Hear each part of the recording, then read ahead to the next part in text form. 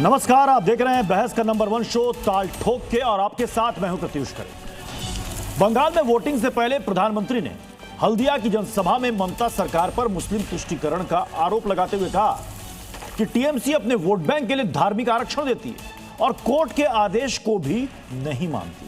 TMC का संविधान में कोई यकीन नहीं है। पीएम मोदी ने कहा कि इस बार का चुनाव महिलाओं और बेटियों की सुरक्षा के लिए है।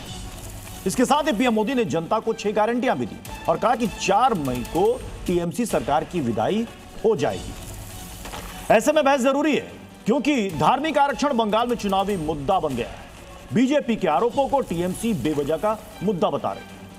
वोटों का ध्रुवीकरण चुनाव के नतीजों पर निर्णायक असर डाल सकता है। ऐसे में सवाल है कि क्या मुस्लिम तुष्टीकरण से चुनाव जीतेगी टीएमसी, और चुनाव के लिए टीएमसी क्या भड़काऊ बयान का सहारा ले रही है, और वोटों के ध्रुवीकरण से क्या बीजेपी को मिलेगी बंगाल की सत्ता। और भी दूसरे सवालों पर ठोकेंगे ताल, जिसमें साथ होंगे खास मेहमान। लेकिन सबसे पहले ये रिपोर्ट।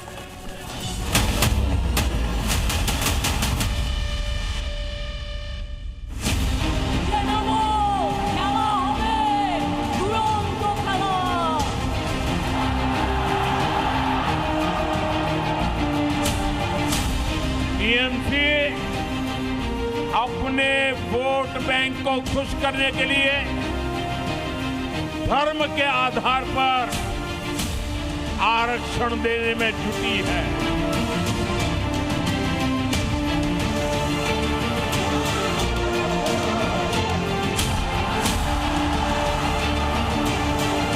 टीएमसी की निर्मम सरकार में सिर्फ और सिर्फ घुसपैठियों की फैक्ट्री फली फूली है। टीएमसी ने सिंडिकेट का गुंडा राज चलाया है। इन जो घुसपैठिए हैं उनको खदेड़ा जाएगा।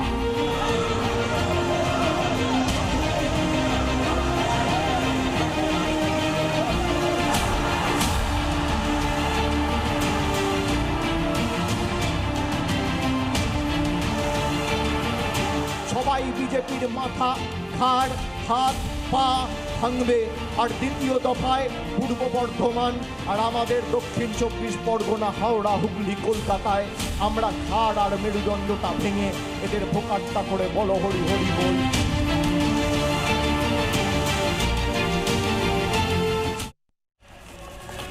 और जैसा कि हम आपसे वादा कर चुके हैं कि आप दर्शक नहीं बल्कि बहस का हिस्सा भी होंगे, लिहाजा आज के सवाल पर आपकी राय भी बेहद जरूरी है। हमारा आज का सवाल है कि मुस्लिम तुष्टीकरण से क्या चुनाव जीतेगी TMC. Social media handle x पर अपना जवाब भेजिए, अपनी राय भेजिए, और उसे हम इसी शो के दौरान दिखाएंगे। हमारे साथ खास मेहमानों का पैनल हमें ज्वाइन कर रहा है। के शर्मा हमारे साथ जुड़ चुके हैं, बीजेपी के प्रवक्ता। विज्ञान प्रकाश हमारे साथ जुड़ चुके हैं, सीनियर जर्नलिस्ट हैं। प्रोफेसर दिनेश वार्ष्णेय हमारे साथ हैं, सीपीआई के नेता। मनोज सिंह हमारे साथ जुड़ चुके हैं, सेफोलॉजिस्ट है। और कुछ भी मेहमान हमारे साथ होंगे। के शर्मा जी, क्या टीएमसी के पास सिर्फ और सिर्फ इस चुनाव में एक ही एजेंडा है, मुस्लिम तुष्टीकरण?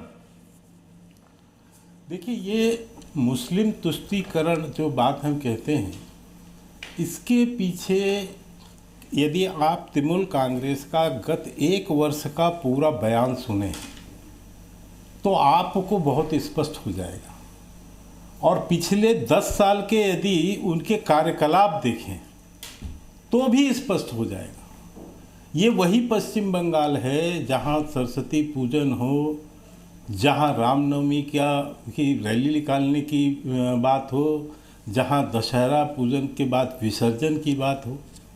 हर जगह आपको परमिशन लेना पड़ता है, कोर्ट से परमिशन लेना पड़ रहा है, तब जाकर आप वहाँ पर दुर्गा पूजा विसर्जन की बात कर सकते हैं, तब आप रामनवमी की जुलूस निकाल सकते हैं।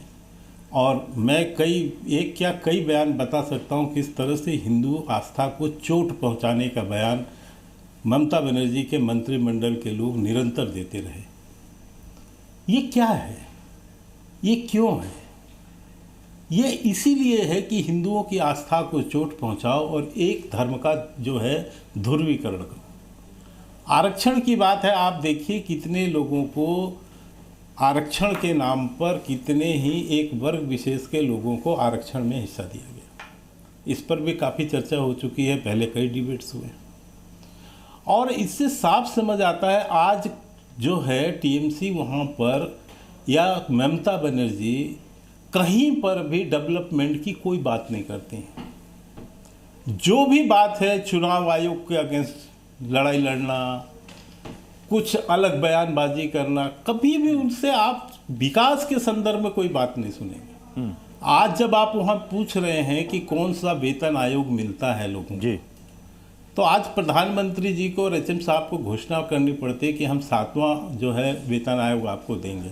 यदि मैं गलत नहीं हूं तो आज भी बंगाल में 5वां वेतन आयोग चल रहा है। तो आप सोचिए कि वहां पर किस ढंग से ममता बनर्जी ने माहौल को क्रिएट किया हुआ है जी, एक वर्ग विशेष का ध्रुवीकरण करके, सांप्रदायिक बयानबाजी करके, और जिस ढंग से उनको हमेशा एक प्रोत्साहन देके दूसरे धर्म को नीचा दिखाने की मैं स्वयं पुरोहित जी जो प्रधानमंत्री ने कहा है कि धार्मिक आधार पर आप आरक्षण देते हैं, कोर्ट से आपको झटका लगता है, आपको संविधान पर यकीन नहीं है, लगभग इसी बात को असदुद्दीन ओवैसी भी कह चुके हैं। वो भी कह चुके हैं कि आपने आरक्षण दिया, उसके बाद मामला अटक गया, उसके बाद आपने किया क्या। मैं असदुद्दीन ओवैसी का भी हालिया बयान में आपको सुनाना चाहता हूं कि मुसलमानों से टीएमसी कैसे छल करती है। देखिए, उनका एक दोहरा चेहरा है। पिछले साल 5 लाख बैकवर्ड कास्ट के सर्टिफिकेट ने हाईकोर्ट ने कैंसिल कर दिया। उसमें करीब 3 लाख मुसलमान बैकवर्ड कास्ट के सर्टिफिकेट थे, उस पर बात ही नहीं हो रही है। अब आप उर्दू में जारी कर रहे हैं। आप बताइए, 29% आबादी है मुसलमानों की, वहाँ सिर्फ 7% गवर्नमेंट एम्प्लॉयमेंट में है। सबसे ज़्यादा स्कूल ड्रॉप आउट मुसलमानों का है। बच्चियों का लो लिटरेसी रेट है। अगर आप मालदा मुर्शिदाबाद चले जाएंगे, वहाँ तो बहुत ज़्यादा गरीबी है। स्वयं पुरोहित जी, लगता है कि उनका वीडियो इस वक्त कट गया है। मैं स्वयं पुरोहित जी से ये सवाल लेना चाह रहा था, लेकिन मैं चाहूंगा कि इसमें दिनेश वार्ष्णेय जी आप जरा रोशनी डालिए कि क्या बंगाल में मुसलमानों को छला गया। देखो प्रत्युष जी, ये तो मुझे नहीं पता कि बंगाल में मुसलमानों को छला गया या नहीं चला गया, पर निश्चित तौर पे 2 पॉलिटिकल पार्टियों ने देश में चुनाव को छलने की कोशिश कर ली और कर रहे और छलेंगे। वो हैं भारतीय जनता पार्टी और इलेक्शन कमीशन ऑफ इंडिया। 85% मुसलमानों को 5 कंस्टिट्यूएंसी में आप डिफ्रेंचाइज कर रहे हैं, उनका नाम वोटर लिस्ट से काट रहे हैं। ये फांसीवाद है। अनफॉर्चुनेटली अफसोस की बात है कि सुप्रीम कोर्ट ने भी उसका संज्ञान ये बड़ा दिलचस्प है सर कि आप चुनाव टीएमसी के खिलाफ लड़ रहे हैं और आप यहां पर आरोप लगा रहे हैं कि मुसलमानों को छलने का काम चुनाव आयोग और बीजेपी कर रही है। तो टीएमसी के साथ फ्रेंडली फाइट है क्या? देखिए, जनतंत्र पहले है, सबको एक समान अधिकार पहले हैं, डेमोक्रेटिक प्रैक्टिसेस पहले हैं, निष्पक्ष चुनाव पहले है। चुनाव कोई भी जीते। तो आपकी तरफ से टीएमसी को क्लीन चिट है क्या सर? मतलब नहीं है सर, आपकी तरफ से सर सुनिए ना सर आपकी तरफ से मुसलमानों को छलने का आरोप, चलिए बीजेपी लगा रही है, एआईएमआईएम लगा रही है, हो सकता है आप कह देंगे राजनीतिक आरोप है। आपकी तरफ से टीएमसी को इस मामले में क्लीन चिट है क्या लेफ्ट की तरफ से, ये मैं पूछ रहा हूं। हमारी कोई क्लीन चिट ना टीएमसी को। तो आपने तो नाम चुनाव आयोग का लिया, आपने एक बार भी टीएमसी का नाम नहीं लिया सर। अरे चुनाव आयोग जब राजनीतिक पार्टी बना हुआ है, राजनीतिक पार्टी जब चुनाव आयोग बना हुआ है, मैं तो के शर्मा जी कुछ कहना चाह रहे हैं। के शर्मा जी, सारे लोग कह रहे हैं और ये फांसीवाद है, ये फांसीवाद है, फांसीवाद। नहीं भैया, मैं समझ गया। मैं जो वैष्णव साहब का बहुत सम्मान दोनों एक ही डाली के चट्टे बत्ती, चाहे शर्मा जी काफी पुराने कॉमरेड हैं, लेकिन आज मुझे हंसी इस बात की आ रही है कि जो पार्टी कभी नीति और सिद्धांतों पे चलने वाली थी, वो आज उसकी भाषा क्या हो गई? गंगाराम की ढाबा तक सीमित हो गई ये पार्टी। आज क्या कह रही है? मरे हुए लोगों का वोट होना चाहिए। अभी भी हम नीति प्रत्युष खरे जी, मुझे इतना सा बताइए, क्या मरे हुए लोगों का वोटिंग राइट होता है? बिल्कुल नहीं, मृत्यु हो गई। बिल्कुल नहीं। ईसाइयों के नाम क्यों? दूसरा, मैं ये पूछना चाहता हूँ, नाम क्यों कटवाए आपने? जो बाहर से आए हुए लोग हैं, जो डबलिंग है जिनके नाम, क्या उनको वोटिंग राइट मिलनी चाहिए? सब बकवास है। हाँ, ये सब बकवास है, इसलिए बकवास है क्योंकि आप कहीं बचे नहीं। कैसे डिसाइड, आपको बंगाल में कोई पूछने वाला नहीं वैष्णो साहब, राष्ट्रीय चैनल दिनेश प्रोफेसर साहब, आपको बंगाल में कोई पूछने वाला नहीं है, डबलिंग सिर्फ इसलिए आप चिल्लाहट में हैं। आपको डबलिंग सिर्फ 85, फिर चुनाव की क्यों लड़ने जा रहे हैं? चाहता हूं यदि आपको ये लगता है कि चुनाव आयोग इतना कुछ पक्षपात कर रहा है तो आप चुनाव किस हिसाब से लड़ रहे हैं? बीजेपी ये इसलिए कह रहा हूं, चिल्लाने से कुछ नहीं होगा भाई, चुनाव आयोग, चिल्लाने से कुछ नहीं होगा, हकीकत पे जीना सीखिए, मत चिल्लाइए, सच्चाई के साथ। मेरे को बोलने का अवसर है, आप चिल्ला रहे हैं। मैं स्वयं पुरोहित जी के पास जाना चाहूंगा, मुझे बोलने के लिए कहा है, अंकुश, अगर उन तक आवाज मेरी पहुंच पा रही है तो जी। स्वयं पुरोहित जी, आप तक आवाज जा रही है ना? अभी आपका वीडियो चला गया था जी। स्वयं पुरोहित जी, हाँ बोलिए ना। हाँ बोलिए। आरक्षण के नाम पर धर्म के आधारित आरक्षण, ये कोर्ट भी कह चुका है कि ये नहीं हो सकता, हाई कोर्ट ने इसे खारिज किया, आप लोग सुप्रीम कोर्ट में भी गए। असदुद्दीन ओवैसी ने कहा कि दरअसल आप छलते हैं, सिर्फ चुनाव में मुस्लिम वोटरों को अपने पाले में करने के लिए आपने एक झुंझुना थमा दिया, उसके पता था कि मामला कोर्ट में अटकेगा, उसके बाद भूल गए। देखिए दो चीज दिखा रहा हूं आपको जी, थोड़ा जूम करके दिखाइएगा। पहले ये एक फोटो है, ये कुछ दिनों पहले की फोटो है। मनोहर खट्टर, इमाम felicitate CM Khattar for hiking honorarium by 50% annual rate, ये हरियाणा की बात है, ठीक है। और दूसरा, मैं एक वीडियो चला रहा हूं आपके चैनल में, ये आपके बैक ऑफिस को मैंने व्हाट्सअप कर दिया है। ये वीडियो है हुमायूं कबीर का, सोशल मीडिया में मिल जाएगा आपको एआईटीसी के पेज पर, इसके लिए हमारी प्रेस ब्रीफ भी हुई है। हुमायूं कबीर वो व्यक्ति है जिसने हिंदुओं को गंगा में काटकर बहाने की बात की थी, जो कांग्रेस, भारतीय जनता पार्टी और तृणमूल कांग्रेस सभी दलों में रह चुका है। और अभी देखिए इस वीडियो में ये कह रहा है कि मुझे 300 करोड़ रुपया एडवांस मिला है और 1000 करोड़ का कमिटमेंट है, हमें चुनाव लड़ने के लिए अमित शाह, मोहन यादव, पीएमओ से डायरेक्ट इंस्ट्रक्शन आया है। ये है आरएसएस और भारतीय जनता पार्टी का आज नेकेड हो गया है इन लोगों का चेहरा, जो ये पहले आजादी के पहले करते थे, हिंदू और मुसलमान को विभाजन करके। आज वही शक्तियां आज वापस बढ़ रही है। उन शक्तियों के खिलाफ अगर देश की जनता एकजुट नहीं होगी तो कब होगी, आप मुझे बताइए। देश आजाद भारत के अंदर में हम रह रहे हैं, और अगर उसके अंदर में आप हिंदू मुसलमान की बात कर रहे हैं, आप एसआईआर करना था, आप करते ना, समय था। 200 लोग मर गए, 395 अफसरों का तबादला किया आपने पश्चिम बंगाल में, बाकी राज्यों में कितना किया है? सर मूल सवाल पर आइए, राज्यों में 20% मूल सवाल पर आइए ना, मूल सवाल पर आइए ना, मूल सवाल पर आइए ना। आपने आरक्षण दिया, 77 जातियों को आपने उसमें शामिल किया, कोर्ट से आपको झटका क्यों लगा सर, ये बताइए ना, क्यों लगा, क्या कहा कोर्ट ने? सुन लीजिए, देखिए कोर्ट की टिप्पणी पर तो मैं सवाल नहीं कर सकता हूं। मैं बहुत सिंपल सा सवाल, बहुत छोटा सा सिंपल सा सवाल, आपने आरक्षण दिया, बिल्कुल दीजिए सर, लेकिन कोर्ट ने क्या कहा, धर्म के आधार पर आरक्षण नहीं दे सकते, यही कहा ना। आप नहीं कह रहे, लेकिन मैं कह रहा हूं, कोर्ट ने कहा धर्म के आधार पर आरक्षण नहीं मिलता है, यही कहकर आपको ओबीसी वहां पर रोका। धर्म के आधार पर वोट काट सकते हैं, सुन लीजिए, धर्म के आधार पर वोट काट सकते हैं। मैं आ रहा हूं दिनेश वासने सर, मैं आ रहा हूं। अरे एक मिनट, कौन है? ओबीसी जो होता है, अदर बैकवर्ड क्लास, अगर हिंदुओं में होता है, क्रिश्चियंस में भी होता है, मुस्लिम में भी होता है, जैन में भी होता है, हर समाज में पिछड़े लोग होते हैं। पिछड़े लोगों को अगर आरक्षण देके अगली श्रेणी में लाने का काम अगर कोई भी सरकार करती है, उसकी तारीफ होनी चाहिए। अगर नरेंद्र मोदी जी सिर्फ चुनाव जीतने के लिए ऐसे हथकंडों की बात करते हैं, नहीं, अगर आप लोग यूजीसी बिल के बारे में मुख्य धारा में लाना तो सरकार का कर्तव्य की बात करते हैं, लेकिन आपको संविधान का दायरा भी देखना पड़ेगा। के के शर्मा जी और स्वयं पुरोहित जी को एक साथ रखिएगा। संविधान की कितने बात है, छोटा सा जवाब संविधान को मानते हैं। मैं छोटा सा जवाब देता हूं, पुरोहित जी को शांत करा, पुरोहित जी को शांत करा। यदि इनके पास इतना एफिडेविट है कि 300 करोड़ रुपए इनको दिया गया, उनको दिया गया, इनको दिया गया, तो ममता बनर्जी क्या कर रही है? झांझ बजा रही है, तबला बजा रही है।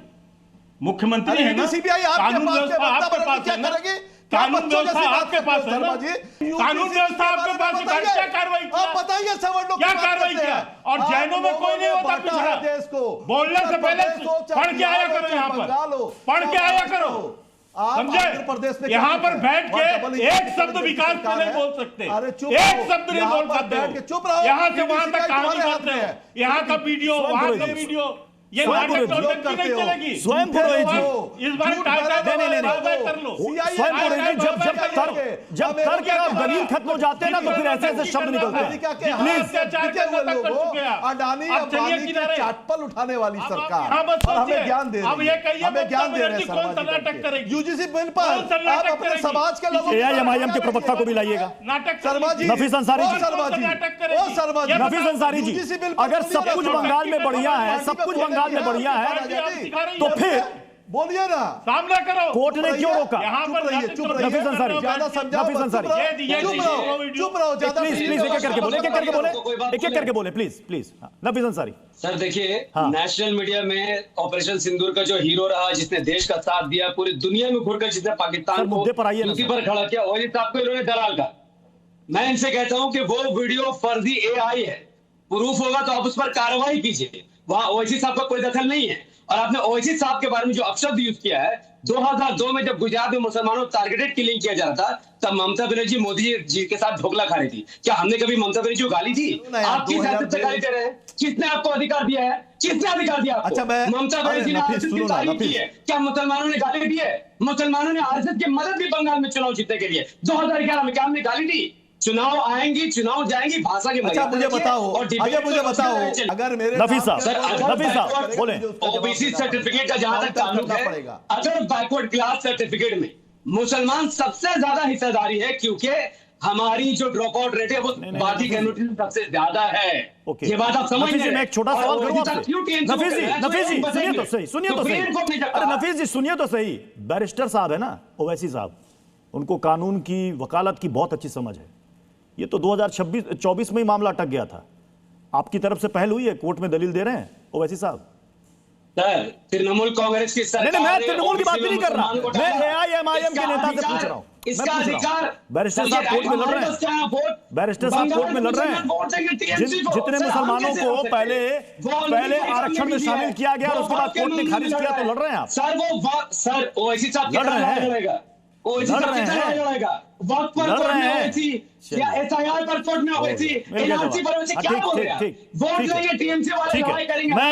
हम कह रहे हैं कि अगर टीएमसी सही से लड़ाई करके ओबीसी वापस आ जाए, 10 सेकंड इन्होंने छोड़ दिया, और मुसलमानों को बर्बाद करने का टीएमसी काफी है, बीजेपी की जरूरत नहीं है। हमारी मांग इतनी, मैं बाकी मेहमानों का भी मैं जल्दी से रुक करूंगा। 10 सेकंड, हमारी छोटी सी मांग है, हमारी बहुत हाँ, मेरी 10 सेकंड के अंदर में ये इतनी सी मांग है तृणमूल कांग्रेस की कि ये जो वीडियो जारी हुआ है, ईडी सीबीआई लगा करके केंद्र की जो एनआईए, सुप्रीम कोर्ट, सबको संज्ञान लेकर के इमीडिएट इसकी जांच करनी चाहिए और दोषियों को गिरफ्तार करना चाहिए। बिल्कुल जांच करनी चाहिए। बिल्कुल जांच करनी चाहिए। मैं एक सेकंड, अभी वीडियो की बात हो रही है, एक बयान शर्मा जी करिए, एक बयान मैं आपको के पार्टी के कद्दावर नेता अभिषेक बनर्जी का सुनाना चाहूंगा, फिर आप बताइएगा कि वो कहना क्या चाह रहे हैं। प्लीज प्ले कीजिए। একবারে উত্তর থেকে জঙ্গলমহল, যেখানেই ভোট হবে সবাই বিজেপির মাথা, ঘাড়, হাত, পা ভাঙবে। আর দ্বিতীয় দফায় পূর্ব বর্ধমান আর আমাদের দক্ষিণ 24 পরগনা, হাওড়া, হুগলি, কলকাতায় আমরা ঘাড় আর মেরুদণ্ডটা ভেঙে এদের ভোকাট্টা করে বলো হরি হরি বল, বহিরাগতদের খাটে তোল বলে বিদায় দেবো। स्वयं पुरोहित जी, ये कौन सा शांति का संदेश था? हाथ, पैर, माथा, रीढ़, नहीं, ये क्या है? सब तोड़ेंगे, ये क्या है? ये नहीं, ये कौन से भाषण की बात कर रहे हैं? मुझे इस भाषण के बारे में कोई भी संज्ञान नहीं है। सुन लीजिए, मैंने तो वीडियो देखा, कुछ नहीं पता। आप जब या तो आपका ड्यूटी है। शर्मा जी, यूजीसी बिल पर तो चुप हो गए, अपनी जातियों पर, अपनी जाति पर तो चुप हो गए। अपनी जाति, अरे क्या किया तुमने यूजीसी पर? शर्म नहीं आती है? अपने बच्चे की बेटियों को अगर आई लव यू बोलने से रिजेक्ट कर देंगे, उस पर आप SC लगा देंगे, ये नहीं चलेगा, उस पर कानून लगा देंगे, ये नहीं चलेगा। मतलब अपने नेता के बयान सुने तो आप कह रहे मुझे जानकारी नहीं है। इस पर भी जांच बैठाइए ना भाई, आप जांच करवा लीजिए ना इसकी। अरे आप जांच करिए ना, कौन रोक रहा है आपको? आप डिनाई कर दीजिए, आप डिनाई कर दीजिए कि अभिषेक चलाना है।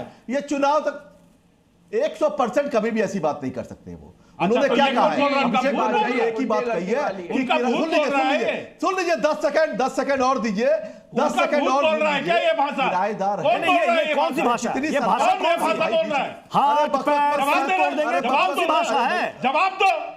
ये कौन सी भाषा है? भाई मैं तुम्हारी, ये चुप चुप चुप चुप चुप चुप चुप बदतमीजी करा लो तुमसे। स्वयं पुरोहित जी जवाब नहीं होता है तो फिर ऐसे चुप कराया जाता है। संस्कार दिखा रहे हो टीएमसी का, जैसे स्वयं पुरोहित जी 10 सेकंड मैंने आपको बहुत वक्त दिया, जवाब है तो बदतमीजी कर रहे हो, जवाब है तो दीजिए। बदतमीजी कर रहे हो, जवाब नहीं दे रहे हो। जी यूजीसी बिल पर नहीं आवाज निकल, अरे बदतमीजी कर रहे हो, अपने घर में जवाब नहीं है आपके पास स्वयं पुरोहित जी कि आपने जवाब दे रहे हो, जवाब नहीं है स्वयं पुरोहित जी। किस तरह किया? आप डिनाई कीजिए, बोल दीजिए कि झूठ है ये, आप डिनाई कीजिए ना।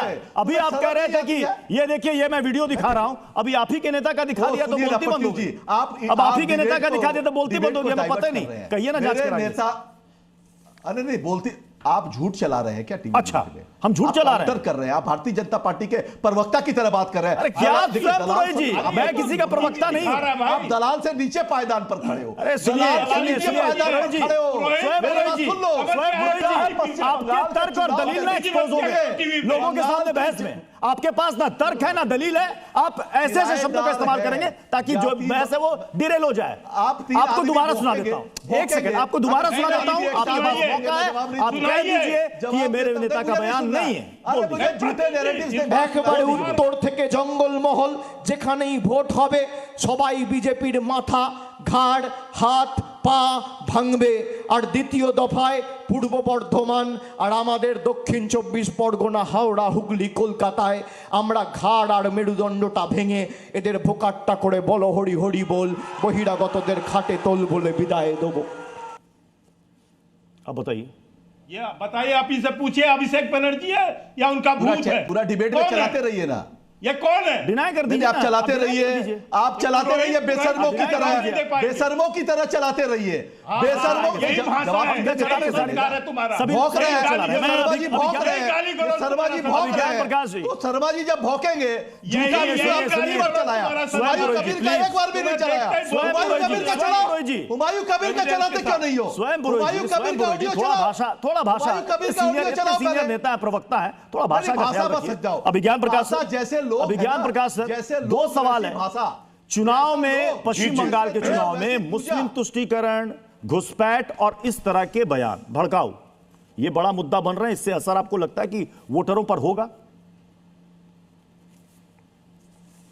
नहीं, असर तो जरूर होगा। ये बयान जब चुनाव के समय दिए जाते हैं, नहीं जीटीवी में डिबेट करना बोलिए बोलिए अभिज्ञान सर बोलिए जी। मैं सोचती नहीं, सारी आवाजें हाँ आ रही है, आपकी आवाज आ रही है। हाँ, तो सॉरी, आपका अपना क्वेश्चन रिपीट, हाँ आप अपना क्वेश्चन रिपीट करिए प्रत्युष प्लीज। मुस्लिम तुष्टीकरण का मुद्दा फिर उठा है। 2024 में कोर्ट से झटका लगा था ममता सरकार को, यह सबको पता है। प्रधानमंत्री ने उसका जिक्र किया कि ये लोग संविधान और कानून को नहीं मानते। तो देखिए, ये मैंने पहले भी कहा था कि ये सब मुद्दे उठेंगे। अब तो खैर चुनाव जो है वो पोलिंग की भी प्रक्रिया से शुरू हो गया है। एक फंडामेंटल बात को समझने की यहां पर जरूरत है कि जैसे मैंने हमेशा कहा कि अभी तो बिल्कुल स्पष्ट है, अभी आपकी हो रही बहस से भी और स्पष्ट हो गया कि यह चुनाव ममता बनर्जी वर्सेस बीजेपी है। अब सब अपने अपने जो कोर वोटर कंस्टिट्यूएंसी है उसको एड्रेस करेंगे। ये राजनीति की सच्चाई है और इसको एक्सेप्ट करके चलिए। तो वो अपनी अपनी कोर कंस्टिट्यूएंसी को एड्रेस करेंगे। हाँ, ये बात भी सच है, प्रधानमंत्री ने भी जो जिस बात का जिक्र किया है वो फैक्ट्स पर आधारित है, वो तथ्यों पर आधारित है, क्योंकि कानून का के अदालत का नजरिया आपके सामने पहले है। लेकिन साथ में मेरा ये कहना है कि चाहे बीजेपी हो और चाहे ममता बनर्जी हो, जितने वक्त से वहां पर राज कर रही हैं, ये बयानात चुनाव में देखा जाता है, कोई नई बात नहीं है मेरे लिए। इनका मूल मकसद होता है अपनी कोर कंस्टिट्यूएंसी को एड्रेस करना, ताकि जो आपका बेस है वो सबसे पहले आपके साथ इंटैक्ट रहे।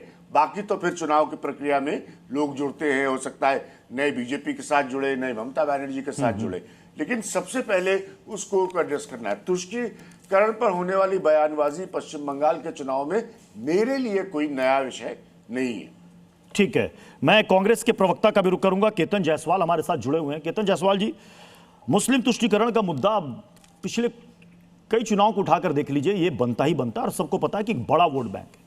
112 सीटों में से ज्यादातर सीटें टीएमसी के खाते में जाती हैं। झोली भर भर करके मुस्लिम वोट देते हैं टीएमसी को। क्या हुआ ऐसा कि कांग्रेस का जनाधार मुस्लिमों के बीच से कम हो गया? एक दौर था जब मुर्शिदाबाद मालदा में कांग्रेस का सिक्का चलता था, धीरे धीरे धीरे धीरे करते करते आप वहां से गायब हो गए। क्यों ऐसा? आपने सबसे ज्यादा उम्मीदवार चुनाव में इस बार उतारे हैं, अगर मैं गलत नहीं हूं तो, लेकिन क्यों ऐसा है कि मुसलमान आप पर भरोसा नहीं कर रहा? जी देखिए, सभी को नमस्कार। देखिए 2016 के पहले, 2019 के पहले बंगाल में की राजनीति में धर्म नहीं होता था। हमारे यहाँ धर्म की, जात की राजनीति नहीं होती थी। हमारे यहाँ कास्ट पॉलिटिक्स नहीं होती थी, क्लास पॉलिटिक्स होती थी। पर यह दुर्भाग्य है कि 2016 में जो रिजल्ट आया कि कांग्रेस और लेफ्ट ने जब अलायंस में लड़ा था, उस समय हम सरकार से, और हमारी जो वोट परसेंटेज जो कमी थी वो 4-5% का ही रह गया था। तो तृणमूल कांग्रेस को लगा कि अब हम ज्यादा दिन तक सत्ता में नहीं रह पाएंगे, तो तृणमूल कांग्रेस और भाजपा ने मिलकर 2019 के चुनाव से बंगाल में शुरू की, ध्रुवीकरण और सांप्रदायिकता पर चुनाव होगा।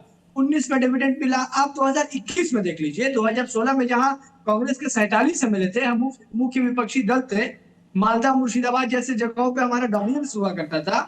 2021 में भाजपा और तृणमूल कांग्रेस ने मिलकर जो सीए एनआरसी का जो एक मुद्दा उठाया, देखिए मैंने किसी के बीच में नहीं बोला था, मैंने सभ्यता के साथ सब कुछ थोड़ा आंकड़ा समझना चाह रहा हूँ। 41 मैं सबसे सभ्यता की अपेक्षा रखूंगा, मैंने बड़ी सभ्यता से सबकी बात सुनी, मैं सुना। लेकिन मैं 2021 में आप 41 सीटों पे थे, 2021 में आप 41 सीटों पे थे, ये मैं समझना चाह रहा हूँ, ये मैं जानना चाह रहा हूँ थोड़ा सा। प्रत्युष जी थोड़ा 2021 में कितनी सीटें आई थी कांग्रेस की? 2021 के जब हम चुनाव में थे, हम मुख्य विपक्षी दल थे।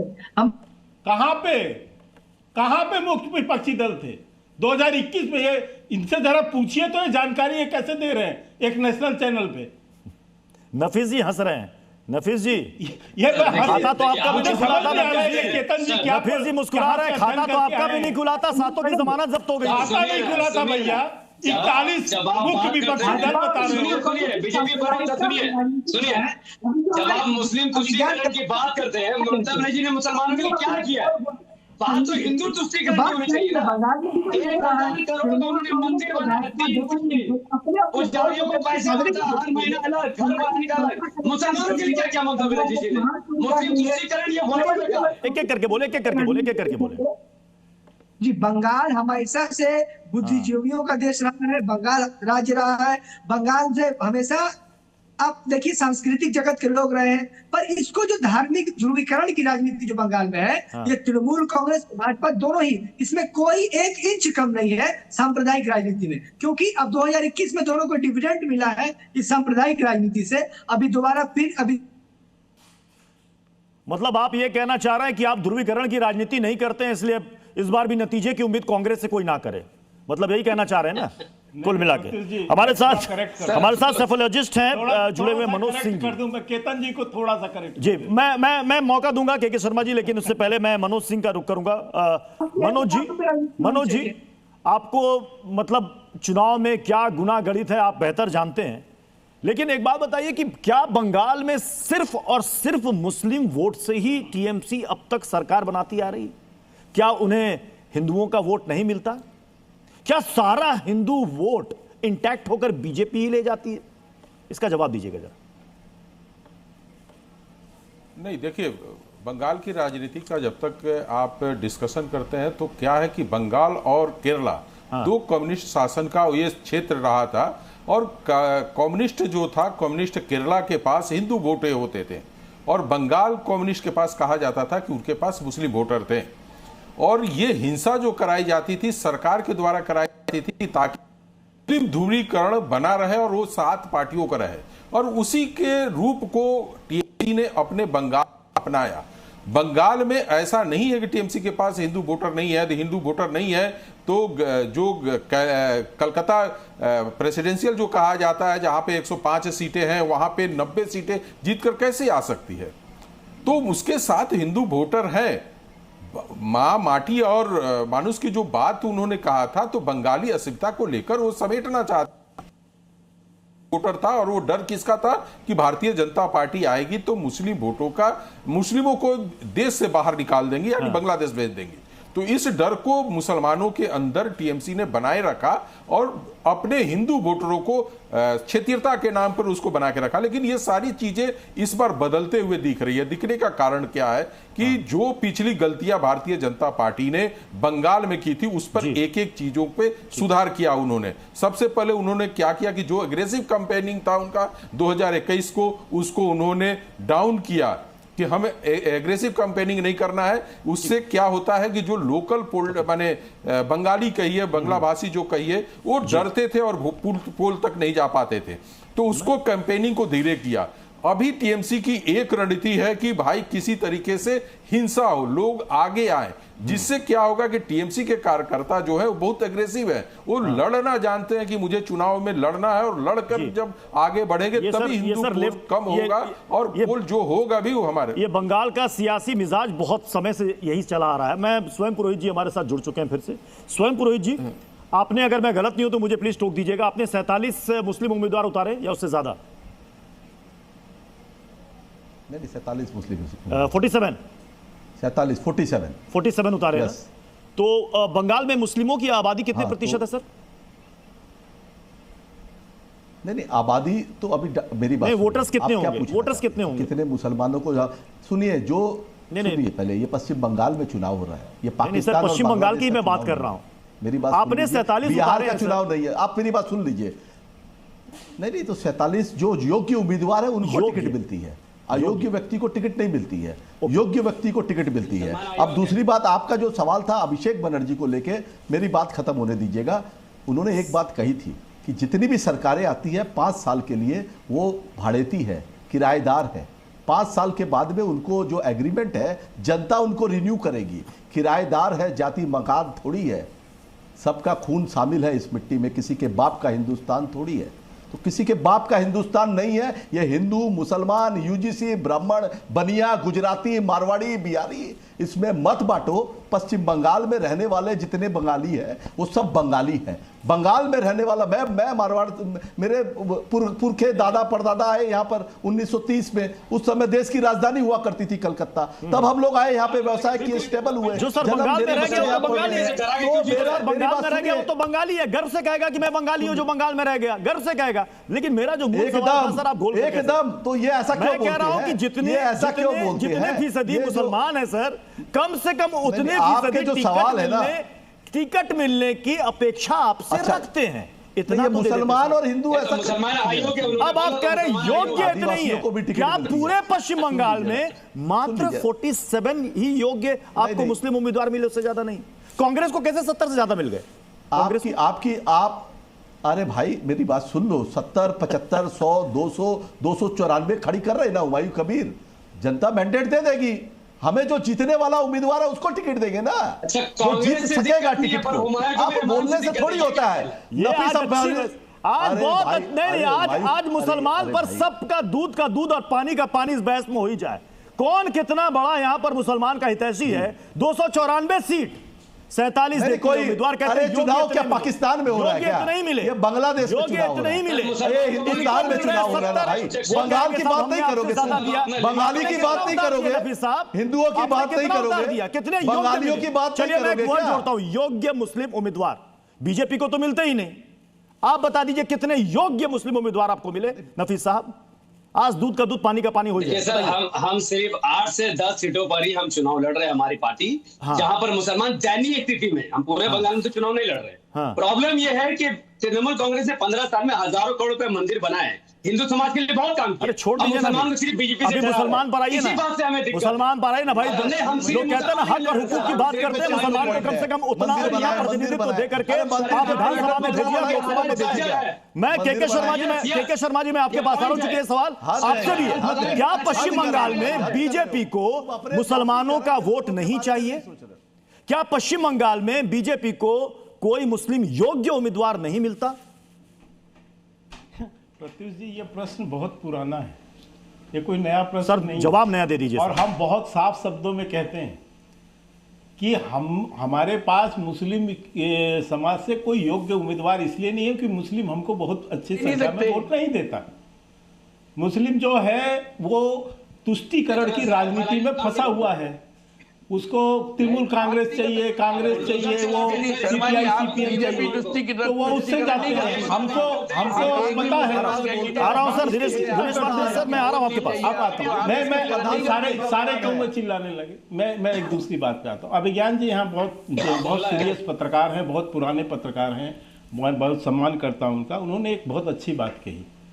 उन्होंने कहा कि हर चुनाव में कोर कॉन्स्टिट्यूंसी को जो है वो पार्टी एड्रेस करती है। मैं इस बात को रिलेट करता हूं अभिषेक बनर्जी के उस बयान से, जिसमें अभिषेक बनर्जी कह रहे हैं कि भाजपा का गला तोड़ दो, मुंह तोड़ दो, कमर तोड़ दो, रीढ़ की हड्डी तोड़ दो। तो वो अपनी कोर कॉन्स्टिट्यूंसी को जो कह रहे हैं, हुमायूं कबीर का डिबेट में ऑडियो नहीं चला है कौन लोग? ये गुंडे मवाली जो है, यही सब लोग हैं ना, जो हत्यारे, हत्या करने वाले लोग, जो पीटने वाले लोग, यही लोग हैं। उसी कोर कॉन्स्टिट्यूंसी को एड्रेस कर रहे हैं ना, उसी कोर कॉन्स्टिट्यूंसी को एड्रेस कर रहे हैं ना करने वाले। अभिषेक बनर्जी क्या बोल रहे हैं? अभी मुझसे हिंसक लोगों को ही उकसा रहे हैं। सांसद मैं इसी बात, भैया मत चिल्ला पुरोहित, गला फट जाएगा तेरा, गला फट जाएगा। चल जाएगा। जो ममता बनर्जी की संस्कार बताने में तुले हुए हैं। गले की आवाज ऐसी है। आप सुनो, लाउड है। मैं केतन जी को एक बात बताना चाहता हूँ। केतन जी अब आपकी नहीं, मुझे कांग्रेस पे बोलने दो। सुब्रमण्यम स्वामी के 2021 में आप 0 सीट पे थे। राम मंदिर के लिए केतन जी थोड़ा इतिहास पढ़ के आइए। 4 दशक हो गए हैं, 4 दशक से आप बंगाल से बाहर हैं। आज वो आपके 4 दशक से आपको बंगाल अपने सत्ता से बाहर रखा हुआ है, और आप इसलिए वहां पर कोई पंच की भूमिका पे मत रहिए। आप वहां ये देखिए कि आप जो 0 सीट पे है वहां 1 सीट बढ़ा सकते हैं क्या? 4 दशक से आपको बंगाल की जनता ने बाहर कर रखा है, वहां आपका कोई नाम लेवा भी नहीं है सत्ता में। इसलिए मैं आपको कहना चाहता हूं। मैं अभिज्ञान सर आपके पास आ रहा हूं। अभिज्ञान सर, मैं आपको कह सकता हूं असम में भी, क्योंकि बीजेपी ने यहां पर 7वें वेतन आयोग का जिक्र किया कि उसके समान जो भत्ता 7वें वेतन आयोग की सिफारिश के अनुसार मिलना चाहिए, वो बंगाल के कर्मचारियों को नहीं मिलता। यह भी एक बड़ा मुद्दा बनाया है। इसमें रोपा है रिविजन एंड पे अलाउंसेस, और यह लगभग 2009 से लंबित था। कोर्ट में मामला चल रहा था, पश्चिम बंगाल सरकार लड़ रही थी, और कोर्ट ने कहा कि यह पैसा कर्मचारियों का हक है, इनको आप रोक नहीं सकते, इनको आपको रिलीज करना पड़ेगा।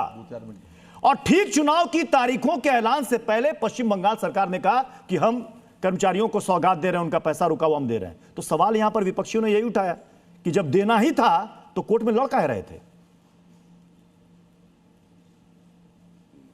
नहीं, देखिए ये सब मुद्दे होंगे, इसमें कोई दो राय नहीं है, क्योंकि हमको और आपको सबको पता है, तजुर्बेकार पैनलिस्ट यहाँ पर बैठे हैं, सबको पता है कि जो सरकारों में काम करते हैं, केंद्र या राज्य सरकार, वो एक अच्छा खासा उनका अपना एक महत्व होता है चुनाव में और वोटिंग में, और ख़ास तौर पर अपने जिसे अंग्रेजी में वर्ड ऑफ माउथ कहते हैं, बातचीत से एक माहौल बनाने में। तो इसलिए मुझे ये तो बिल्कुल भी सरप्राइजिंग नहीं लग रहा है कि ममता बनर्जी जो है इलेक्शन से ठीक पहले आकर कहें कि नहीं, हम आप लोगों को वो पैसा जो आपका बकाया है वो हम देंगे। हाँ, ये ज़रूर विपक्ष का आरोप भी सही है कि भाई अगर ये कानूनी प्रक्रिया का मसला था और आपके बारे में ऐसा पहले कह दिया गया था, तो आप वेट किस बात का कर रहे थे। लेकिन ये पॉइंट आपका, ये सवाल आपका लाजमी है कि इसका असर होगा कितना बड़ा। यही नहीं कहता कि कोई ये चुनाव की तस्वीर बदल देगा, लेकिन ये एक सेगमेंट होता है जो चुनाव दर चुनाव हम जानते हैं, जो प्रभाव डालता है अपनी बातचीत से हर चुनाव पर। जी, मैं चाहूंगा कि दिनेश वासने सर इस पर जरा आप प्रकाश डालें। सर, लेफ्ट तो कर्मचारियों की बात करती है, क्यों ये मामला अटका था सर इतने सालों से? क्यों ये मामला इतना लंबित था? और अब उन्हीं कर्मचारियों को जो एरियर मिल रहा है, वो एरियर भी उनको चरणबद्ध तरीके से मिलेगा। और विपक्ष ये भी सवाल कर रहा है, क्या पश्चिम बंगाल सरकार के पास उतना फंड है कि उतने पैसे दे पाएगी? उतने साल का एरियर जमा है, क्यों रोक के रखा हुआ था? प्रत्युष जी, ये जो 7वां वेतन आयोग वाला प्रॉब्लम है, हाँ, 3 राज्यों में अभी भी 3 या 4 राज्यों में अभी भी 5वां वेतन आयोग या 6ठा वेतन आयोग मिल रहा है। उसमें त्रिपुरा भी शामिल है, के शर्मा जी की सरकार है, वहां पता कर लेंगे। क्योंकि हम ट्रेड यूनियन करते हैं और हमें पता है कि सेंट्रल गवर्नमेंट एम्प्लॉइज की कन्फेडरेशन ने इसकी मांग की हुई है कि ये पैरिटी में सब राज्यों में एक साथ लागू होना चाहिए। हाँ। इसके लिए एक प्रॉब्लम है कि ये स्टेट्स की फिनेंशियल कंडीशंस में सेंट्रल गवर्नमेंट ने उन्हीं स्टेट्स के पैसे रोक रखे हैं जो विरोधी दलों की सरकारें हैं। उन राज्यों के पैसे नहीं रोकते ये टैक्स के या प्रोजेक्ट्स के जो इनकी अपनी सरकार है बीजेपी की।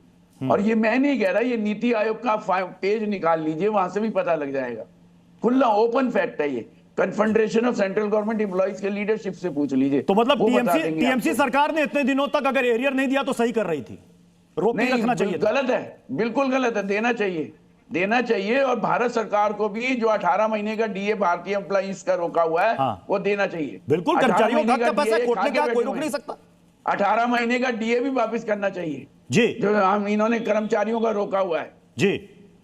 पेट्रोल डीजल पे ये लूट रहे हैं, हर एक चीज पे ये लूट रहे हैं, महंगाई बढ़ा रखी है, उस पे बात ही नहीं करेंगे चुनाव में। केके शर्मा जी आपने नहीं केके शर्मा जी, चूंकि बीजेपी के ये एजेंडे में भी है कि हम जब आएंगे तो 7वें वेतन आयोग की सिफारिशों के मुताबिक हम कर देंगे। कई स्टेट हैं जहां पर केंद्र के लगभग समान इतना वहां के कर्मचारियों को मिलता है, बचा हुआ है। क्या सर इतना कहना चाहता हूं, क्या सर बीजेपी आएगी तो इतने फंड हो जाएंगे कि तुरंत एरियर भी पार्ट देगी और तुरंत उतने पैसे भी देने शुरू कर देगी? नहीं, मैं वाजपेयी साहब की ही बात को ले लूं कि सेंट्रल गवर्नमेंट, जैसा ये झूठ बोल रहे हैं कि सेंट्रल गवर्नमेंट ने रोक रखा है, तो सेंट्रल गवर्नमेंट ने रोक रखा था तो राज्य सरकार कोर्ट में क्यों अगेंस्ट में लड़ रही थी? ये मुझे समझाइए। सेंट्रल गवर्नमेंट यदि फंड रोके बैठी थी तो राज्य सरकार कर्मचारियों के विरुद्ध हाई कोर्ट में क्यों लड़ रही थी? फाइनेंशियल कंडीशन क्यों लड़ रही थी?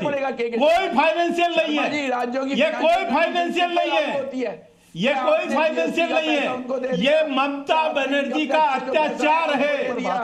ये ममता बनर्जी का अत्याचार है बंगाल के सरकारी कर्मचारियों पर, क्योंकि उसे लूटना है, उसे भ्रष्टाचार करना है, ये लाखों कर्मचारियों का हक नहीं है मसला है। अब इसे ये मत कहिएगा कि कोई एजेंडा है, क्योंकि पैसे उनके रुके हैं, एरियर उनको चाहिए था। ये वही काम। स्वयं पुरोहित जी, फांसीवादी तरीके से चुनाव करवा रहे हो आप। दिनेश जी ने भी कहा कि ये गलत किया आपकी सरकार ने, उतने दिनों तक पैसा रोक के रखा था, चुनाव की तारीखों के ऐलान से ठीक पहले कहा कि हम आपको दे देंगे।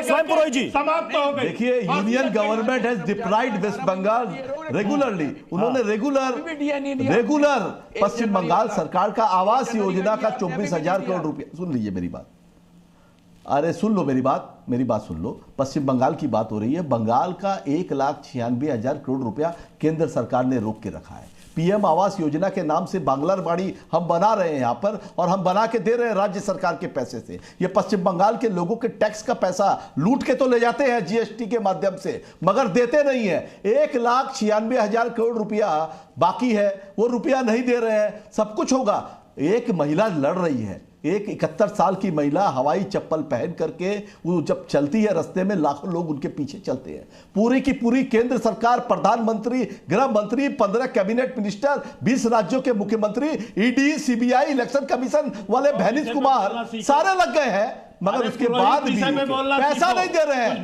सुन लो ये, अरे चुप रहो, अरे चुप रहो सर, चुप रहो, बीच में मत बोलो, फिर बीच में भौंकना शुरू, फिर भौंकना शुरू, फिर भौंकना शुरू, फिर बीच में बोलो की भाषा मत बोलो, तर्कों पे बात कर रहे हो, बीचों की भाषा बोलते हो, छोड़ो ना भाषा, एक बदतमीज की तरह बात करते हो, प्रधानमंत्री बदतमीज से ज्यादा बदतमीज हो गए, चुट के मारूंगा, यही सोच है तुम्हारी, यही तृणमूल कांग्रेस की सोच है, यही ममता बनर्जी की भाषा है, यही संस्कार दिया है तुम्हें, इसी भाषा पे बात करना आता है तुम्हें। ये कौन है केके? यही है तुम्हारी बदतमीजी का हाल। इसकी गरिमा क्या देख रही है? किसी बात तक गिर रहे हो, ब्राह्मण बैठियों के बारे में बात गिर रहे हो, बेशरम आदमी। तुम्हें कोई वोट देगा इस भाषा पर? यूजीसी बिल इस भाषा पे कोई वोट देगा तुम्हें? टीवी चैनल पे बैठ के झूठ बोलता है, इसलिए मैं कह रहा हूं, मैं बताता हूं, 1,52,000 करोड़ का दिया है, फिर चिल्लाओगे फाउल प्ले, यूटिलाइजेशन सर्टिफिकेट है, शांति रखो, भाषा तुम्हारा। चलिए समय इजाजत दे रहा है, समाप्त करना पड़ेगा। बहुत बहुत शुक्रिया आप सभी मेहमानों का हमारे साथ ताल ठोक में जुड़ने के लिए।